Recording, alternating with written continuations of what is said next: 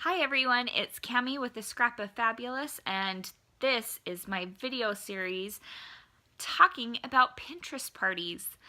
I give you a full rundown on Pinterest parties in a separate video. I will link that down below, and it kind of tells you the basics on how to get started with a Pinterest party. Today's Pinterest party that we're going to talk about is a monthly Pinterest party.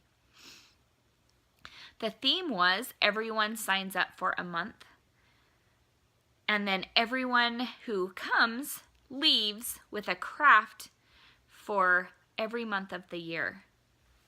So how I started this was I set up an event on Facebook probably 3.5 to 4 months before the event started. Now I chose a date, and of course I think as it got closer, I ended up kind of switching the date around just one time. But because Facebook makes you put a date, I did that. Now, I'm going to say I'm changing the way I do Pinterest parties. We're actually going to do it as a group now on Facebook instead of doing it as an event. So you can decide what you want to do. But the first couple times I did it as an event. So what I did is when I started this event, I made 4 posts. Scratch that, I didn't make 4 posts. I made 1 post. And that post had year 1, and then it had January through December. I had just, made it, listed all the months out. And then people would comment below what month they wanted in that year. So, for instance, I had June. So I went and commented below that I wanted June, and so then I would go, or if someone, so say like my sister posted and she wanted February, so she commented under the post, Nicole, February. So what I would do is after people would post would comment which month they want, I would go and edit the original post, tag them in that month, and then I wouldn't I didn't start any other years until 1 full year was full. Once I had 12 people sign up for a year, then I started year 2. And then I had, I did the same thing. I ended up having 4 full years filled up. So 48 people came to this Pinterest party. And it was pretty... Luckily, I had done 2 previous to this, so I kind of knew what I was doing, but it was still pretty chaotic. So, for this Pinterest party, once you signed up for a month, you had to make a commitment that you would be there, that you would do your craft, because if you flaked at all or if you canceled last minute, of course, some people would miss out on a craft. So, it's only fair to everyone is if you do it this way, that once you sign up, you have to make that commitment. Now, I did put that I was understanding if there were certain things that came up that people weren't able to attend, they still needed to bring me their craft that they had finished, and then I could go through, or someone at the party could go through, get their crafts for them or whatever, and then be done. So, how did I set this up? I will post pictures to show you in between how I tell you, but what I did was, like I said, I had 4 years of people signing up, 4 years worth of people signing up, so 48 people. So I had 4 tables set up along my fence line. Above one table was the number 1, then I had the number 2, 3, 4. I just taped that to my fence above the table. Then I had on each table January, February, March, April through December.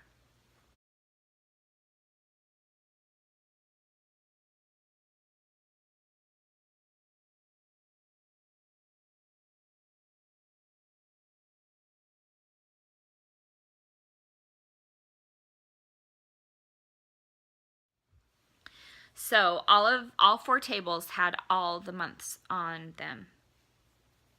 So when people came, say for instance, again, my sister, when people came, I had a clipboard and I had the years and then who had signed up for each month. So when they came, so for instance, my sister Nicole came, I would say, okay, Nicole, you are year 2, month February. So she would go to the year 2 table, so the table that had 2 on it. She would go to her month February, and she would put one of her crafts laying on the table, or if her craft was too big, I had quite a few signs that were like porch signs, pretty big, so they would take that month off of the table and just tape it to their craft and then lean it against the table.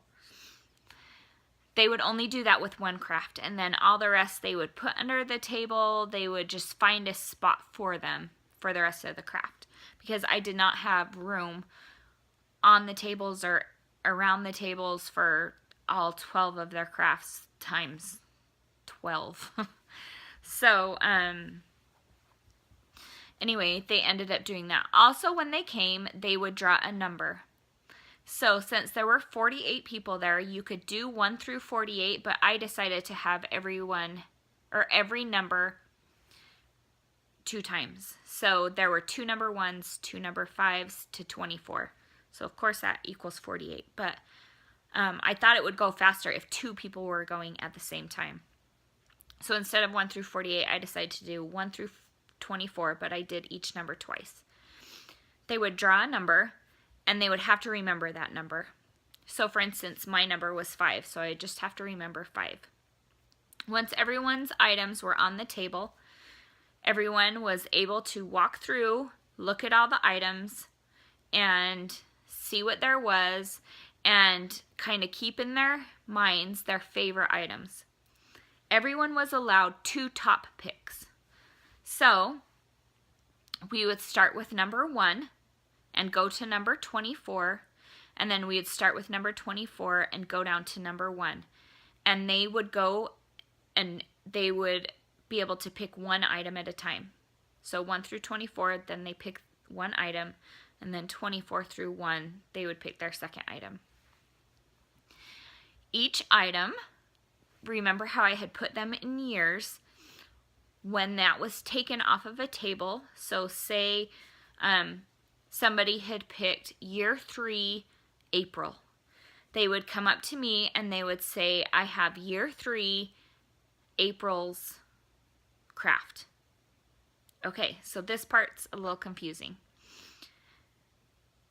So they would tell me that item that they picked off the table. Well, in preparation for this party, what I had done is I had taken baggies, and each baggie had a month.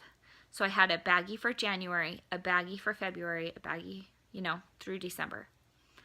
Then in each baggie, I had the numbers 1 through 4, but each number was printed out 12 times. So in January's baggie, it had number 1 printed 12 times, number 2 printed 12 times, 3 printed 12 times, and 4 printed 12 times. When people would come to me and say, I have year 3, April, I would go to my April baggie. I would get out a number 3 of the baggie, because you can have them cut up, or they don't have to be cut up yet at this point. And you either take out a number 3 or you cross it off. And this will be important in a minute. So then someone else would come to me and they'd say, I have year 4, December. So I would go to December's baggie and I would take out a number 4. Okay. Sorry, I had to go through that in my head. I was like, am I doing it right? I am.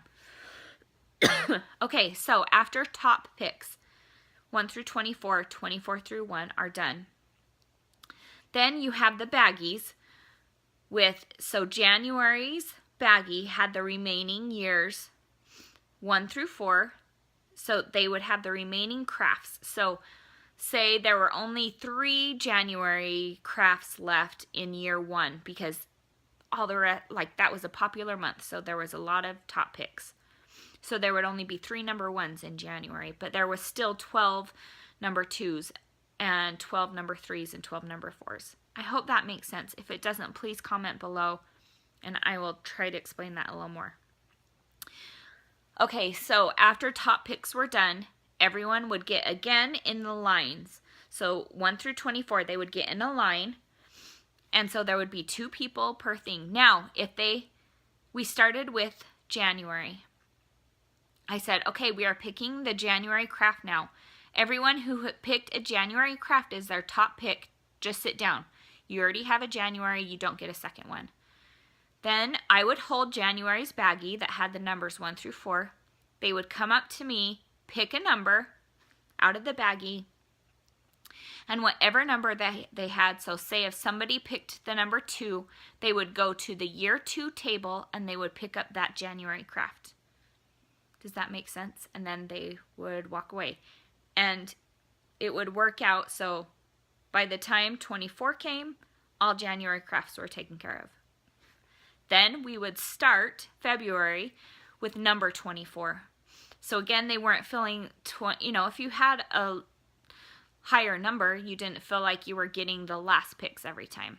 So we would just go 1 through 24, 24 through 1. So then we did the same thing with February. They would pick a number. If they picked a 4, they would go to year 4 and pick the February craft. So by the time we got to December, everyone had a craft for every month. It was a lot of fun, and I do have a video on the crafts that I got. I will show right after this. So I hope this one made sense. This one was a little bit more complicated just because it involved the 1 through 24. I do only allow 2 picks, and here's the reason why. People will get their feelings hurt. If you just pick, if everyone's allowed to pick everything, it always ends up happening that there are 2 or 3 people who no one picks their items. They're always the ones that are left, and then you get feelings hurt. And I just think this is a way to make it so you just don't even run into that. And you might get something you don't love, but you know what? You can give it as a gift for Christmas, for Mother's Day, for birthdays, something. But I've always gotten stuff that I have liked, so I've never had that problem. I am pretty picky on who I invite to my parties. I make sure I know that they're crafty or are able to do something that, they're able to do something that I think is good and that I would like. And so, I hope this helps you out. Please, again, if you have any questions, just comment below. And thanks so much for watching. I just want to show you guys real quick what I got at my Pinterest party. That was December. Have yourself a merry little Christmas, of course. This hello sign. This sign that says gather. Home. And then that snowflake you can change out. It says Leprechaun's Welcome, and it comes with a hat. The hat goes over the feet, but Quaid thinks it's his hat. I got this truck with flowers on it. I think that was for June. XOXO. I got this set of burlap pillows. So cute. I got this pilgrim set. I got this. It's a set of bottles and it has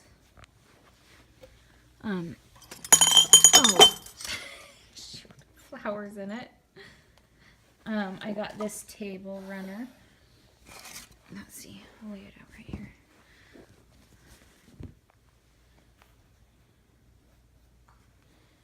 And then I got this big giant snowflake.